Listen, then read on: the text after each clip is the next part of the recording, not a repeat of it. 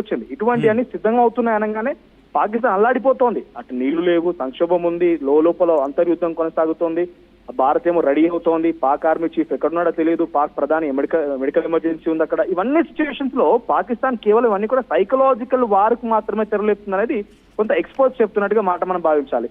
So ఇంకొకటి, Turkish నుంచి కూడా ఒక యుద్ధ సామాగ్రి ఒక విమానం పాకిస్తాన్ ల్యాండ్ అవుతున్నారంటే మనం ఇంకోటి గమనించాలి సచిన్, ఒపెక్ దేశాలను ఉంటాయి, అంటే బేసిక్ గా ముస్లిం ఓరియంటెడ్ కంట్రీస్ అని కూడా చెప్పొచ్చు, ఎక్కువ పాపులేటెడ్ కంట్రీ అని చెప్పొచ్చు. వాళ్ళంతా కూడా డెఫినెట్ గా పాకిస్తాన్ వైపుగా ఉండే అవకాశం ఉంది.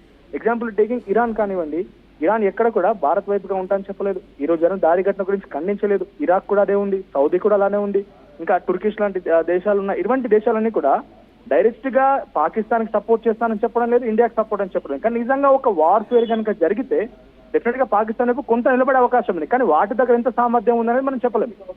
ఇజ్రాయెల్ ఆల్రెడీ వార్ఫేర్ ని ఫేస్ చేస్తోంది, వార్స్ లో చాలా దిట్టగా ఉంది, అనేక దేశాలు మూకుమ్మడిగా దాడి చేసినా కూడా తట్టుకోగలిగింది.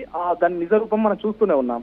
ఇటువైపు అమెరికా కూడా the richest country, at the same time arm forces ప్రకారంగా బిగ్గెస్ట్ ఎక్విప్మెంట్ ఉన్నటువంటి కంట్రీ. సో అది మనకు సపోర్ట్ ఉంది, డైరెక్ట్ సపోర్ట్ వస్తుంది. కానీ ఎక్కడ కూడా పాకిస్తాన్ డైరెక్ట్ సపోర్ట్ అనలేదు. టర్కిష్ ఒకటే యుద్ధ విమానం సామాగ్రితో వచ్చిందనే మాట తెలుస్తోంది, అది కూడా కొంత పాకిస్తాన్ దగ్గర కంప్లీట్ జీరోగా ఉండిపోయింది. పాకిస్తాన్ దగ్గర పెద్దగా ఎక్విప్మెంట్ ఉన్నా కూడా దాన్ని ఎలా వినియోగించుకోవాలనేటువంటి సిచ్యువేషన్ కూడా ప్రస్తుతం లేదు, ఎందుకంటే భారత్ ని చూసి భయపడిపోతుందని చెప్పొచ్చు. ఇటువంటి సిచ్యువేషన్ లో కొంత సైకలాజికల్ వార్ఫేర్ కే తెరలేపుతున్నది మాత్రం చాలా క్లియర్ గా అర్థమవుతోంది. ఇన్ఫాక్ట్ మనకు ముసాద్ లాంటి వాళ్ళ సపోర్ట్ రావడం ఇంకా బిగ్గెస్ట్ ఆఫర్ గా ఉంది. ముసాద్, ఎస్బీఐ లాంటి ఇంటెలిజెన్స్ సంస్థలు మాకు సపోర్ట్ గా రావడం, ఇటువంటి వాటిని ఫైండ్ అవుట్ చేయడం చాలా క్లియర్ గా కనబడుతోంది. రేపు బిగ్గెస్ట్ డే, అసలు యుద్ధం జరుగుతుందా జరగదా అని తెలియడానికి రేపు ఒక బిగ్గెస్ట్ డే. సిసిఎస్ మీటింగ్ ఉంది. ఒక్కసారి మనోజ్ మీరు లైన్ లో ఉండే ప్రయత్నం చేయండి. ఇప్పుడు మనం మాట్లాడుకుంటుంది ఎగ్జాక్ట్గా న్యూక్లియర్ వార్ కి సంబంధించి మాట్లాడుకునే సందర్భంలో ఒకవేళ పాకిస్తాన్ దగ్గర అది షార్ట్ రేంజ్ మిజైల్స్ ఉన్నాయో తెలియదు, లేకపోతే లాంగ్ రేంజ్, మీడియం రేంజ్ అనేవి మనకు ఐడియా లేదు. బట్ నా దగ్గర కొంత డేటా ఉంది. ఒకవేళ ఇజ్రాయెల్ కనుక దాడి చేస్తే,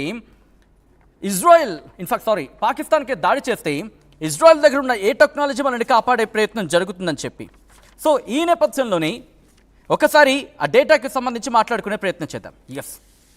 ఇక్కడ ఇంటర్సెప్టర్స్ విషయానికి వచ్చినప్పుడు ఇటు ఇజ్రాయెల్ దగ్గర దాదాపుగా 70 కిలోమీటర్ల వరకు, అంటే ఒక రేంజ్ ఫైర్ చేసిన తర్వాత 70 కిలోమీటర్ల రేంజ్ వరకు వచ్చే వాటిని పేల్చేయగల కెపాసిటీ ఉన్న ఇంటర్సెప్టర్ ఉంది. దాన్ని ఐరన్ డోమ్ అంటాం. ఐరన్ డోమ్ ఇది ఇజ్రాయెల్కి సంబంధించి చాలా కీలకంగా మారుతుంది.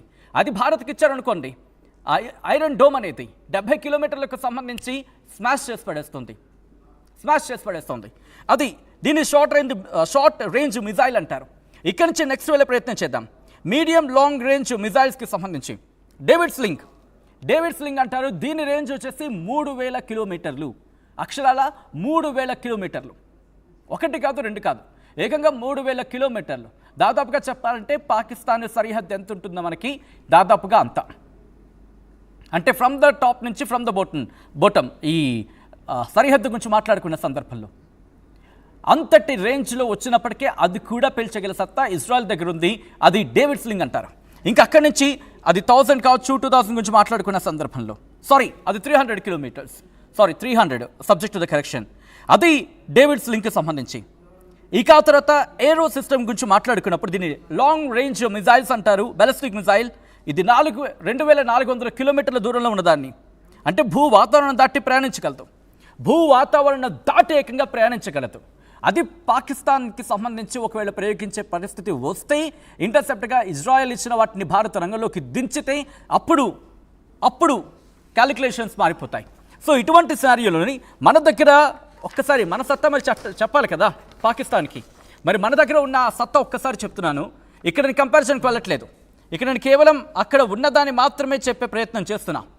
సో ఈ నేపథ్యంలో ఒకసారి మీరు చూస్తే ఎయిర్ క్రాఫ్ట్కి సంబంధించి నేను మాట్లాడే ప్రయత్నం చేస్తాను. ఎందుకంటే ఎయిర్ క్రాఫ్ట్కి సంబంధించి కావచ్చు, ఫైటర్ ఎయిర్ క్రాఫ్ట్స్ అనేవి ఇక్కడ కరెక్ట్ సరిపోతాయి పాకిస్తాన్కి సమాధానం ఇచ్చే క్రమంలో. మన దగ్గర ఏకంగా fighter air craft 513 fighter air crafts ఉంటే, దాంతోపాటు అటాకింగ్ హెలికాప్టర్స్ 80 ఉన్నాయి, ట్యాంకులు ఒక 4000 పైచీలకు ఉన్నాయి, ఆర్మ్డ్ వెహికల్స్ అంటే ఆర్మ్స్ని తీసుకువెళ్ళగలే వెహికల్స్ మన దగ్గర ఒక 1,50,000 దాదాపుగా, సుమారుగా 1,48,000 అంటే సుమారు 1,48,000 అనుకుందాం. సో ఇది మన సత్తా. దాంతోపాటు డెస్ట్రాయర్స్ ఒక్కటి కూడా పాకిస్తాన్ దగ్గర లేదు. కానీ మన దగ్గర మాత్రం ఏకంగా 13 ఉన్నాయి. సో న్యూక్లియర్కి సంబంధించి న్యూక్లియర్ వార్ హెడ్స్కి సంబంధించి మాట్లాడుకున్న సందర్భంలో పాకిస్తాన్ దగ్గర 170 నుంచి 175, ఒక సందర్భంలో 180 వరకు మాట వినిపిస్తుంది. కానీ బట్ అది అంతకైతే ఇక్కడ వినిపించట్లేదు. హార్డ్లీగా 170 నుంచి 175 వరకు వినిపిస్తోంది. కానీ భారత్ దగ్గర మాత్రం 180 మాత్రం ఉన్నాయి. సో అక్కడ మాట్లాడుకున్న సందర్భంలో పాకిస్తాన్కి సంబంధించి టాక్టికల్ న్యూక్లియర్ వెపన్స్ అనేవి ఇటు పాకిస్తాన్ దగ్గర ఉన్నాయి. అవి ఎన్ని ఉన్నాయి? ఉన్న 170లో 175, బహుశా 130 అంటున్నాడు. ఒకవేళ అవే టాక్టికల్ న్యూక్లియర్ వెపన్స్ అనుకుందాం. అలాంటప్పుడు ఆ రేంజ్ ఎంత?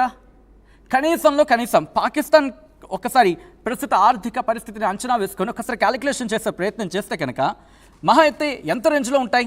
ఒక హార్డ్లీ 300 అనుకుందామా? 300 కిలోమీటర్లు ఉండే అవకాశం మాత్రమే ఉంటుందా? మించి అయితే ఉండదు కదా.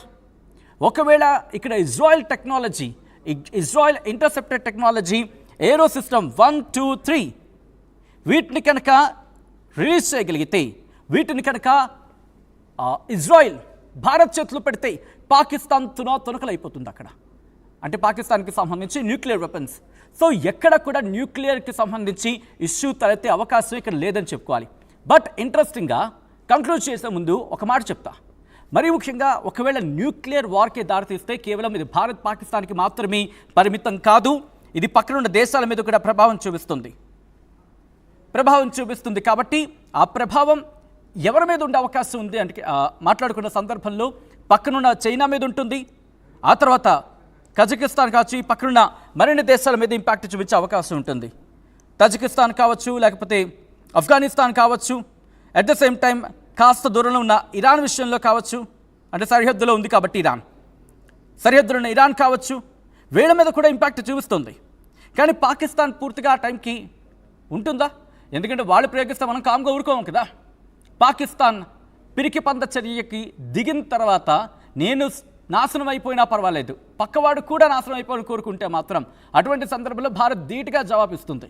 పాకిస్తాన్ అనేది మ్యాప్లో మాత్రమే ఉంటుంది, మనుషులు అనే వాళ్ళకి అక్కడ కనిపించరు. బట్ ఇంపాక్ట్ రెండు దేశాల్లోనే ఉంటుంది, యావత్ ప్రపంచం చూడాల్సి వస్తుంది. అప్పుడు రంగంలోకి దిగుతుంది చైనా, అప్పుడు రంగంలోకి దిగుతుంది అమెరికా, అప్పుడు రంగంలోకి దిగుతుంది రష్యా. ఎందుకంటే ఇక్కడ మాట్లాడుకున్న సందర్భంలో హిరోషిమా నాగసాకి ఆ ఘటన ఇప్పటికీ మనం చదువుకుంటూనే ఉంటాం. కొన్నేళ్ల పాటు అక్కడ ఎటువంటి విపత్కర పరిస్థితులు ఉన్నాయో, అంగవైకల్యం అనేది అక్కడ తాండవించింది. తినడానికి తిండి లేక, పంట పొలాలు పండక ఎటువంటి విపత్కర పరిస్థితులను ఎదుర్కొందో చూసాం. సో ఆ పరిస్థితుల తర్వాత ఈరోజు పాకిస్తాన్ ఒకవేళ దుందుడుకు చరిగా ముందుకు వెళితే మాత్రం ఇప్పుడు పరిస్థితి అలా ఉండదు. ప్రపంచ దేశాలే రంగంలోకి దిగుతాయి. ఒకవేళ న్యూక్లియర్ వార్కి వెళ్ళాలనుకుంటే మాత్రం ప్రపంచ దేశాలు అన్ని కలిసి ముందు మూసేస్తాయి పాకిస్తాన్ని, ఎందుకంటే వాళ్ళ మీద కూడా ఇంపాక్ట్ పడే అవకాశం ఉంది కాబట్టి. సో ఈ నేపథ్యంలో ఒక్కసారి ఆ విజువల్స్ మీరు చూస్తున్నారు, ఆ లొకేషన్కి సంబంధించి మీరు చూస్తే ఎక్కడెక్కడ ఏ రేంజెస్కి సంబంధించి అక్కడ మీరు చూడొచ్చు. జనరల్ రిస్మన్ ఏరియా అంటూ ఒకటి, దాంతోపాటు అడ్మినిస్ట్రేటివ్ ఏరియా అంటూ, ఓల్డ్ టెల్ అంటూ ఇంకొకటి, అలా ఒక్కసారి అది చూసే ప్రయత్నం చేస్తే పాసిబుల్ ఎన్ఏఎస్ఆర్ టెల్స్ అంటూ ఒకటి, అలాగే tell weapons loading hall, weapons LGO garrison outline, అలాగే పాసిబుల్ బాబర్ GLCM టెల్ అంటూ ఇంకొకటి, అలా మీరు చూస్తే possible nuclear capable missile base అంటూ పాసిబిలిటీ. సో ఇక్కడ ఉండే అవకాశం ఉంది. దాంతోపాటు direction of second under ground facility, weapons handling buildings, దాంతోపాటు టెల్ గ్యారేజెస్, అలాగే కవర్డ్ యాక్సెస్ అంటూ టెల్ గ్యారేజెస్కి సంబంధించి అక్కడ న్యూక్లియర్ స్థావరాలకి సంబంధించి మాట్లాడుకున్న సందర్భం. సో పాకిస్తాన్ కనుక న్యూక్లియర్ స్థావరాల ద్వారా అక్కడ వాటిని ఇంకా డెవలప్మెంట్కి డెవలప్ చేసే ప్రయత్నాలు చేస్తే కనుక వాటిని వెంటనే ఇజ్రాయెల్ అడ్వాన్స్డ్ టెక్నాలజీతో వాటిని పూర్తిగా ధ్వంసం చేసే అవకాశం ఉంది. ఒకవేళ న్యూక్లియర్